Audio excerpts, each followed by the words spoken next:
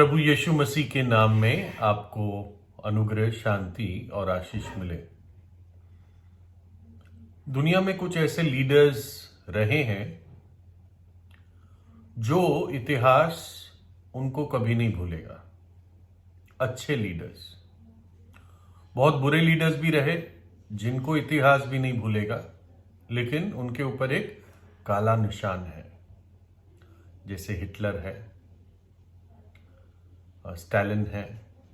ऐसे लोग जिनके कारण बहुत लोगों की हत्याएं हुई और जिन्होंने बहुत लोगों को मारा। लेकिन अच्छों में कुछ ऐसे नाम हैं जो कभी नहीं भूले जाएंगे, जैसे इब्राहिम लिंकन है।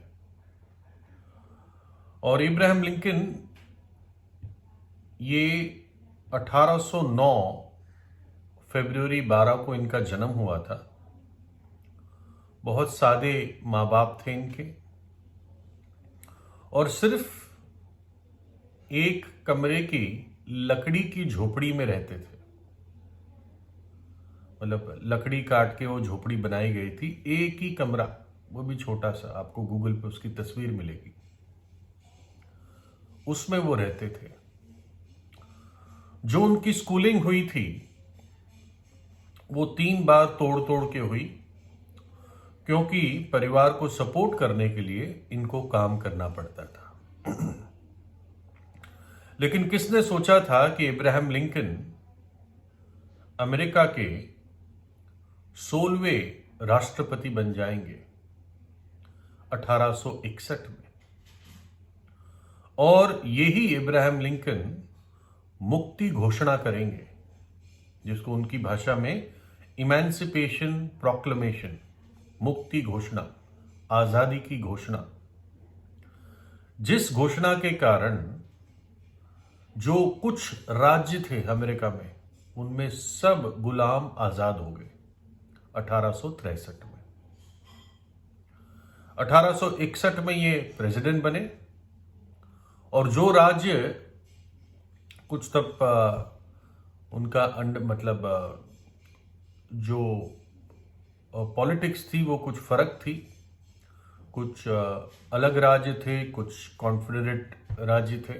तो जो भी कॉन्फेडरेट राज्य थे, 11 राज्य थे, तो उसमें से 10 राज्यों में जहां पर उनकी बात चलती थी, कुछ ऐसा था, मुझे इतनी डिटेल नहीं मालूम, उन्होंने सारे गुलामों को आजाद कर दिया।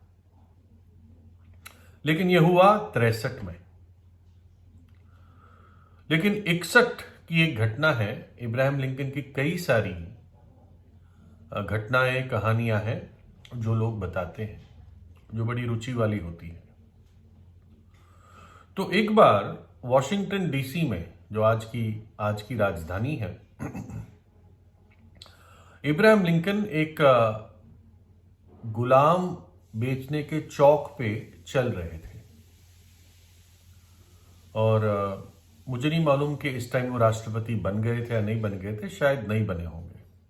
61 की बात है, और 61 में वो राष्ट्रपति बने, तो फिर शायद इतना खुला नहीं घूम पाते होंगे, लेकिन मुझे मालूम नहीं है। तो उस चौक पे गुलाम बिकते थे, वहां पर बोली लगती थी गुलामों की। और जब वो वहां पर पहुंचे और टहल रहे थे, क्योंकि ये इनके मन में था कि ये चीज गलत है, ये हटनी चाहिए। 63 में उन्होंने हटा भी दी जहां जहां वो हटा सकते थे। तो उन्होंने देखा कि एक बच्ची गुलाम के रूप में बेची जा रही है, उसकी भी बोली लग रही है। तो इब्राहिम लिंकन ने अपनी जेब से पैसे निकाले और उस बच्ची को खरीद लिया, और फिर उसे कहा, बेटे तू आजाद है।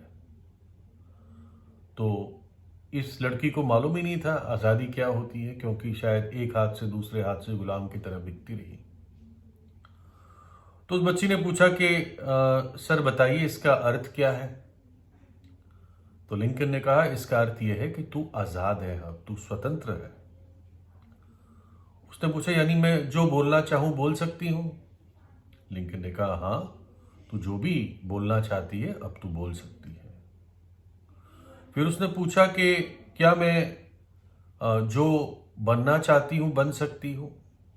लिंकन ने कहा, हां, तू जो बनना चाहती है वो बन सकती है।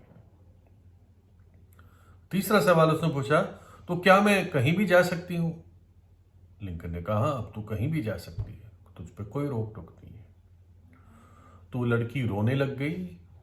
उसके आंखों से उसके पूरे चेहरे पर आंसू बहने लगे और फिर उसने कहा कि सर, मैं आपके साथ जाऊंगी, मैं आपके साथ जाऊंगी।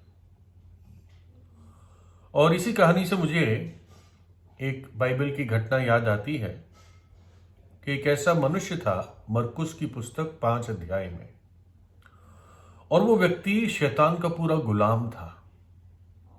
उसके अंदर बहुत सारी दुष्ट आत्माएं रहती थी उस आदमी के अंदर, बदरुएं जिसे कहते हैं, गांव में उर्पा कहते हैं। और 6000 दुष्ट आत्मा लंबे समय से इस व्यक्ति के अंदर रहती थी।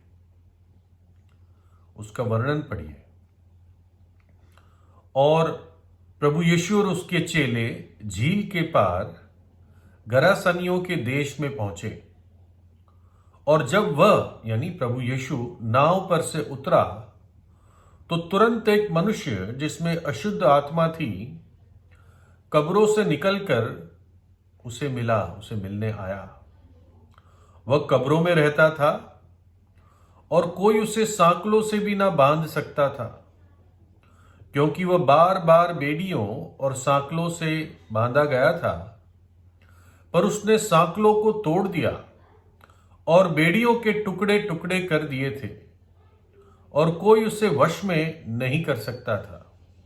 वह लगातार रात दिन कब्रों और पहाड़ों में चिल्लाता और अपने आप को पत्थरों से यानी नोकीले पत्थरों से घायल करता था। तो लंबे समय से ये दुष्ट आत्माएं इसको तंग करती थी। अपने शरीर को वो काटता था और बहुत बेचैन रहता था, शायद कभी भी सो नहीं सकता था ये, और कब्रों में रहता था। लोग इससे डरते थे। पूरा शैतान का गुलाम था। सांकलों से भी नहीं बांधा जाता था, वो सांकले बेड़ियां तोड़ देता था, बहुत ताकत थी, और वस्त्रहीन रहता था। लेकिन आज उसके छुटकारे का दिन आ गया था।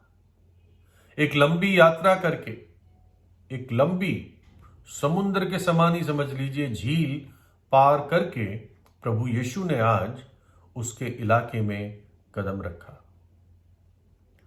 इसकी दर्द की, इसकी चिल्लाहट की आवाज, इसकी बेचैनी की समस्या ये प्रभु यीशु के कान तक पहुंची, जबकि प्रभु बहुत दूर था। और इसलिए प्रभु ये लंबी यात्रा करके गेरासनियों के देश में, उस इलाके में प्रभु नाव से उतरा, ताकि आज ये आदमी को आजादी मिले। कैसे अद्भुत तौर से परमेश्वर, जिसकी कोई नहीं सुनता, परमेश्वर उसकी सुनता है। फिर लिखा है, और अशुद्ध आत्मा, प्रभु यीशु ने आज्ञा दी उन दुष्ट आत्माओं को, निकलो इसमें से। और अशुद्ध आत्मा निकलकर सुअरों के भीतर बैठ गई, और झुंड जो कोई 2000 का था कड़ाड़े पर से झपट कर झील में जा पड़ा और डूब मरा। दुष्ट आत्मा उसमें से तो निकली, लेकिन सुअरों में घुस गई, और वो सुअर पागल से हो गए और पहाड़ से गिरकर झील में गिरे और डूबकर मर गए, और वो व्यक्ति सही हो गया। और लिखा है 15 आयत में, और जो हुआ था लोग उसे देखने आए, और यीशु के पास आकर वे उस व्यक्ति को जिसमें दुष्ट आत्माएं थी, अर्थात जिसमें दुष्ट आत्मा की सेना समाई थी, कपड़े पहने और सचेत बैठे देखकर डर गए। उस व्यक्ति को अब वस्त्र पहने हुए और सही दिमाग में देखकर लोग डर गए कि क्या हो गया, ऐसा क्या हो गया इस व्यक्ति के साथ कि ये सही हो गया। इसके लिए तो कोई आशा नहीं थी। और फिर जब प्रभु यीशु वापस जा रहा था तो ये घटना हुई। और जब वो नाव पर चढ़ने लगा तो जिसमें पहले दुष्ट आत्माएं थी उससे विनती करने लगा कि मुझे अपने साथ रहने दे, मैं तेरे साथ चलना चाहता हूं। उसी लड़की की तरह, बच्ची की तरह, जो इब्राहिम लिंकन से कह रही थी मैं आपके साथ जाऊंगी।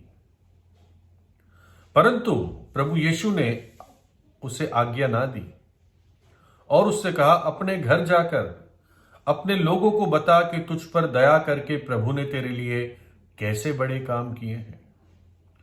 वह जाकर दिकापुलिस यानी 10 नगरों में इस बात का प्रचार करने लगा कि यीशु ने मेरे लिए कैसे बड़े काम किए, और सब अचंबा करने लगे। वो तो प्रभु यीशु के साथ जाना चाहता था, लेकिन प्रभु ने कहा नहीं, तू अपने घर जा, अपने इलाके में जा और लोगों को बता तुझे कैसा बड़ा छुटकारा और आजादी शैतान के बंधन से मिली है। ये व्यक्ति जानता था, वो बच्ची जानती थी स्वतंत्रता का अर्थ क्या है, आजादी की क्या कीमत है, कि बंधन से आजाद होना ये कितनी बड़ी खुशी की बात है, कितना बड़ा आनंद है। वो इतना हल्का और आजाद अब महसूस करता था। तो ना केवल अंदर से बंधा हुआ था, लेकिन बेड़ियां और सांकलें भी उसको बांध नहीं सकती थी। मतलब लोग बांध के रखते थे उसको, और शैतान की ताकतों ने उसको अंदर से बांध रखा था, उसको एक जानवर सा जंगली बना रखा था।